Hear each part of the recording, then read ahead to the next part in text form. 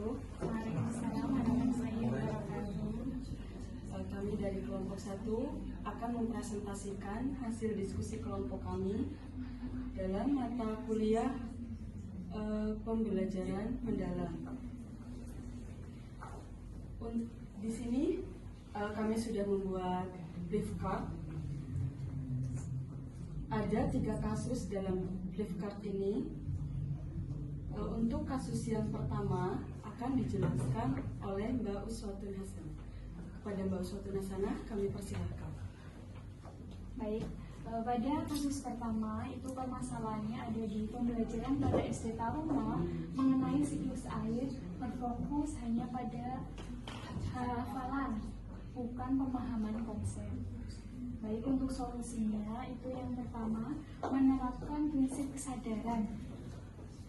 Jadi dalam penerapan kesadaran, mengapa air mendidih semakin lama itu semakin sedikit. Jadi memberikan pertanyaan tematik pada awal pembelajaran. Kemudian yang kedua ada membuat pembelajaran yang bermakna. Contohnya seperti melakukan eksperimen secara berkelompok, seperti meletakkan es pada wadah gelas, kemudian letakkan di bawah sinar matahari. Kemudian nanti siswanya mengamati dan menulis hasil dari proses eksperimen tersebut, apakah airnya akan berkurang atau bagaimana.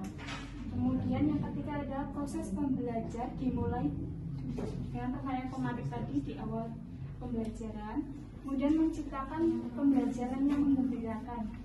Contohnya mengajak siswa melakukan kegiatan menempel tentang gambar proses siklus air dan menghiasnya dengan pensil warna sesuai dengan imajinasi siswa. Kesimpulannya dari kesan 1 yaitu pembelajaran dimulai dengan fenomena kehidupan sehari-hari, kemudian mengajak siswa berpikir secara kritis. Baik, untuk selanjutnya kasus 2 akan dijelaskan oleh Mbak Jana. Selanjutnya saya akan menjelaskan terkait kasus 2, di mana permasalahannya yaitu siswa SMP mengalami kesulitan dalam membandingkan kecepatan karena perbedaan jarak dan waktu. Adapun solusinya yaitu dengan menyeimbangkan waktu dan diskusi. Di sini guru menetapkan waktu yang jelas untuk kegiatan praktik, berdiskusi, dan latihan soal. Selanjutnya, guru memberikan variasi soal pilihan ganda, benar salah, atau uraian. Dan terakhir itu guru mengakhiri pembelajaran dengan refleksi singkat seperti apa saja manfaat konsep perbandingan yang dimiliki seperti itu.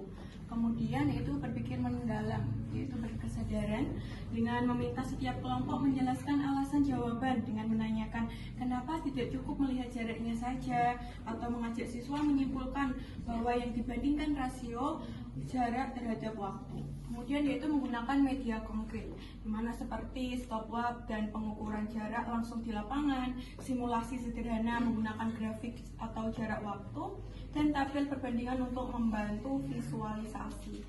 Dan kemudian yaitu memperkuat prinsip bermakna dengan perbandingan skor pertandingan olahraga dan perbandingan jarak rumah ke sekolah dengan waktu tempuh, di mana kesimpulannya yaitu agar pembelajaran benar-benar mendalam, guru perlu mengaitkan materi dengan realita kehidupan sehari-hari siswa. Selanjutnya guru membimbing proses berpikir kritis bukan hanya dengan hasil akhir, dan guru mengubah penilaian dari sekedar benar atau salah menjadi kualitas pemahaman.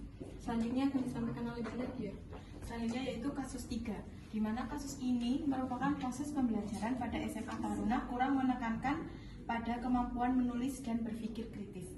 Ada 4 solusi, yaitu pertama pengembangan berpikir kritis atau berkesadaran, di mana guru perlu membimbing siswa memahami teks eksposisi, yaitu melakukan diskusi terkait penyebab dan dampak sampah plastik, lalu membuat kerangka tulisan, gagasan utama, argumen, penegasan ulang, lalu melatih siswa menyusun argumen dengan bertanya mengapa dan bagaimana. Yang kedua yaitu memperkuat prinsip bermakna, di mana guru melakukan observasi kondisi kantin atau halaman sekolah, lalu mewawancarai petugas kebersihan dan menghitung jumlah sampah plastik dalam 1 hari. Selanjutnya yaitu evaluasi yang lebih mendalam tentang keberhasilan.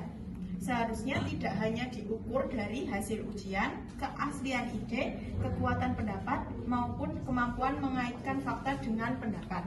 Yang terakhir yaitu pembelajaran yang menggembirakan dan aktif, di mana guru menerapkan diskusi kelompok untuk menyusun ide, peer review atau saling memberi masukan kepada teman, lalu mempresentasikan hasil tulisan di depan kelas. Kesimpulan dari kasus ini akan dibacakan oleh Bu Tias. Baik, pada kesimpulan pada kasus 3 ini terdapat yang pertama itu guru menguatkan konteks nyata atau kehidupan sehari-hari. Kemudian yang kedua itu guru dapat memfasilitasi diskusi yang lebih terarah, dan juga yang ketiga guru dapat menggunakan media konkret dan memberi ruang refleksi kepada siswa. Jadi seperti itu hasil dari kelompok 1 mengenai 3 kasus ini. Dan kami tutup presentasi pada pagi hari ini dengan apabila ada kesalahan kami mohon maaf.